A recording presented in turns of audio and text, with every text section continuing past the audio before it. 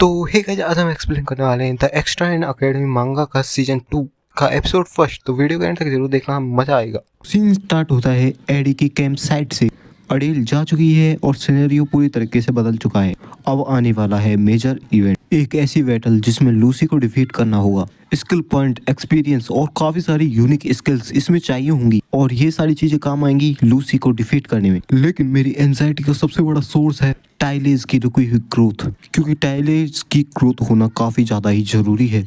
मैं सोचता हूँ कि ये मेरी मदद कर सकता है एक बार अगर मैं लूसी से बात करूँ तो, पर वो तो एक ही जगह पर रुकी रहती है और सोती रहती है और अब तो वो काफी टाइम से कैंप पर भी नहीं आई है।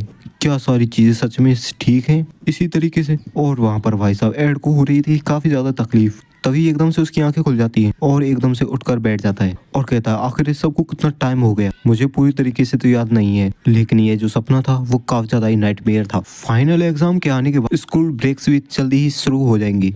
हमें दिखा जाता है एड का सीन जो कि मस्ती से अपनी किताब को पढ़ रहा होता है और कहता है लेकिन ये अचानक से शांत और रुका हुआ ये इन्वायरमेंट कैसा है। तभी हमें दिखाया जाता है उसके चारों एक डार्क ओरा जो कि उसे घेरने की कोशिश कर रहा होता है और हमारा एड कहता है मुझे पता था मेरे यहाँ पर आने से पहले। और हमें उसके पीछे दिखाया जाता है एक नरक जैसी जगह को जो कि पीछे बंदे होते हैं वे एड को पकड़ने की कोशिश कर रहे होते हैं और एड बताता है यह सब ना मुझे हर रात आता है। सीन शिफ्ट होता है और हमें कॉलेज का सीन दिखाया जाता है जहाँ पर कोई कहता है मुझे लगता है एड के साथ कोई भी गड़बड़ी है। हाँ वैसे भी वह कहता है कि मैं ठीक हूँ लेकिन मुझे कुछ अच्छा महसूस नहीं हो रहा। बाहर से तो सारी चीजें ही ठीक लगती हैं, वह हमेशा से काफी ज्यादा बिजी रहता है, वह सारी चीजें करता है जो कि उसे कैंप के लिए चाहिए, सारे काम को करता है काफी अच्छी तरीके से, अटेंड भी करता है सारी क्लासेस को और अच्छी तरीके से स्टडी भी करता है। ये तो काफी अजम्पशनफुल है लेकिन उसे देखने पर ऐसा लगता है उसके माइंड में काफी सारी चीजें चल रही हैं। तभी हमें एक लड़की दिखाई जाती है जो कहती है मैं भी उसके बारे में काफी ज्यादा चिंता कर रही हूँ। तभी वह बंदा कहता है कि मैं भी चिंतित हूँ लेकिन किसी और चीज को लेकर। तभी वह लड़की कहती है क्या? जैसा कि तुम जानती हो कि एड का जो रिलेशनशिप है वो काफी ज्यादा कॉम्प्लिकेटेड है और वह लड़की भी सोच रही होती है लूसी जेनिका के बारे में और कहती है कि हाँ मैं भी जानती हूँ और वैसे भी एड के साथ कोई दिक्कत हो ये इतना आसान तो नहीं होगा। कुछ लोग तो इसे एक अपॉर्चुनिटी के रूप में देखेंगे और जो कंपटीशन है और भी हेटेड किया जाने लगे शायद से। सीन शिफ्ट होता है, हमें दिखाया जाता है जेनिका और हमारे एमसी का सीन। जेनिका कहती है शायद मैं अब लो लेवल के स्पिरिट को तो आसानी से हैंडल कर ही लूँ। हमारा एड कहता है पहले तुम अच्छी सी तरीके से देखना तो सीख लो पहले, क्या तुम अच्छी तरीके से देख पा रही हो? पहले काफी ज्यादा चिंतित थी क्योंकि मेरा सारा माना जो खराब हो चुका था, लेकिन अब मैं एक बार ट्राई करना चाहती हूँ क्योंकि यहाँ पर तुम हो एड और मुझे क्लासेस को भी तो अटेंड करना है क्योंकि मेरे एग्जाम काफी ज्यादा ही नजीक हैं।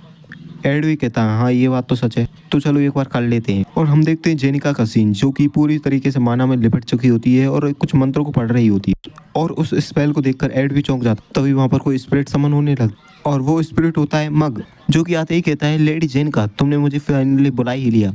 लेकिन वहाँ पर जेनिका की हालत खराब हो जाती है और खांसती है। मग कहता है माय लेडी, लेकिन जेनिका गिर रही होती। तभी अचानक से किसी का हाथ आता है और वो होता है हमारे एड का हाथ जो कि कहता है क्या तुम ठीक हो जेनिका? और वहाँ पर भाई साहब जेनिका उसे देखकर काफी ज्यादा शर्मा रही होती। एड उसे कहता है क्या तुम मुझे सुन पा रही हो? मग तुम थोड़ी देर के लिए अंदर चले जाना जरा। मग भी ऑल राइट कहकर वहाँ से चला जाता। भी कहता है कि मैंने सोचा था उससे तो कुछ ज्यादा ही माना इसने ले लिया है और ये काफी ज्यादा वियर्ड है क्योंकि अब तुम अभी भी फुल्ली रिकवर्ड नहीं हुई हो और मुझे तो ऐसा लग रहा है तुम्हें थोड़ा बहुत बुखार भी है। और वहाँ पर जेनिका की भाई हालत खराब हो रही होती है, पूरा पसीना पसीना हो चुकी होती है और जेनिका भी हल्की हल्की आवाज में कह रही होती है नहीं एडी ये माना की वजह से नहीं है ये तो। तभी वहाँ पर कोई आ जाता है जो कहता है हाँ मुझे इसके बारे में पहले से पता था लेकिन अपनी आंखों से देखना काफी ज्यादा अजीब है। एडी मुड़ कर देखता है तो वहाँ होती है लोल टेल जो कि इन दोनों को साथ देखकर काफी ज्यादा इरिटेट हो रही होती है और वह कहती है कि मैं यहाँ तुम्हें देखने आई हूँ एड, मैंने अपने आप को पहले से प्रिपेयर कर रखा था लेकिन फिर भी मुझे लगता है तुम यहाँ पर सच में ही सेटल हो चुकी हो, मुझे इसके बारे में एक एक्सप्लेनेशन चाहिए आखिर ये ऐसा क्यों हुआ। और शायद नहीं भी जेनिका को साथ दिखाई नहीं दे रहा होता इसलिए वह कहती है ये आवाज तो लोरटेल की है। लोरटेल भी कहती है हाँ काफी लंबा समय होगा जेनिका तुमसे मिले। जेनिका भी कहती है हाँ ये तो तुम ही हो लोरटेल। जेनिका थोड़ा इस्तेमाल करती है और फिर एक क्यूट से शेरी के साथ कहती है मैंने अब डिसाइड कर लिया है मैं अब एडी के साथ रहूंगी और अब हम साथ साथ रहेंगे। और भाई लोरटेल इतना सुनती है कि काफी ज्यादा गुस्सा हो जाती है और कहती है क्या तुम साथ साथ रहोगे? लेकिन ये कहना ज्यादा अच्छा रहेगा कि तुम अब एक दूसरे के पड़ोसी हो। वैसे तो मैं यहाँ एडी से मिलने आई थी लेकिन मुझे एक इम्पोर्टेंट इन्फॉर्मेशन भी देनी है। एडी कहता है क्या इम्पोर्टेंट इन्फॉर्मेशन, किसके बारे में? लोरटेल कहती है एड अभी मुझे तो ये तो नहीं पता कि तुम्हारी फाइनेंशियल स्टेट कैसी है लेकिन मैं तुम्हें एक रिकमेंडेशन देना चाहूंगी कि तुम अगले सेमेस्टर की जितना भी सामान है उसे अभी खरीद लो।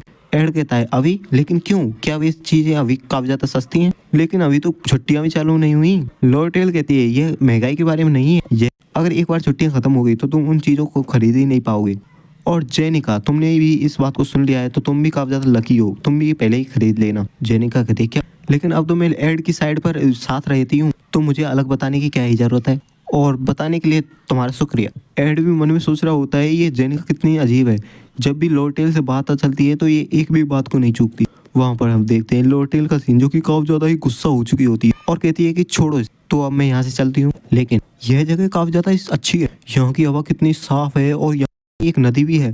तभी तो मैं सोचूं लूसी रोजाना यहाँ पर सोने क्यों आती है।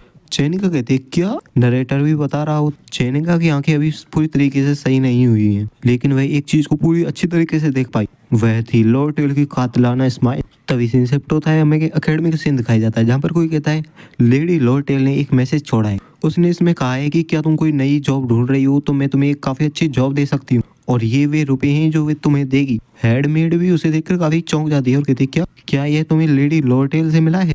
और वह कह रही होती है कि चाहे वह मुझे कितने भी रुपए, ऐसे भी मुझे यहाँ पर काम करते हुए काफी साल हो चुके हैं, तो मैं यहाँ इसे छोड़कर, वह इतना कहती हुई एकदम से रुक जाती है। उस लेटर में लिखे होते हैं 3 फ्रेल कॉइन, और उसमें लिखा होता है कि डेली के 3 कॉइन गोल्ड की।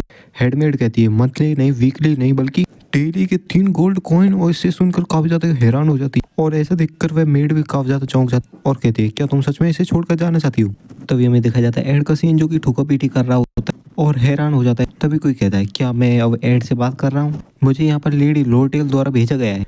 वैसे तो मेरा official title sales manager elite trading company Sylvania branch से, और कहते हैं कि हम यहाँ पर सर्वे करने आए। एड कहता है क्या सर्वे, हाँ यह जल्दी ही होने वाला है। लेडी लॉर्टेल ने कहा है वो यहाँ पर केबिन बनवाना चाहती हैं, तो भाई लॉर्टेल भी यहाँ पर आने की पूरी फिराक में है। और भाई एडी से ज्यादा लकी इस दुनिया में कोई हो भी सकता है। और इसी के साथ ये चैप्टर एंड होता है, तो वीडियो को लाइक और चैनल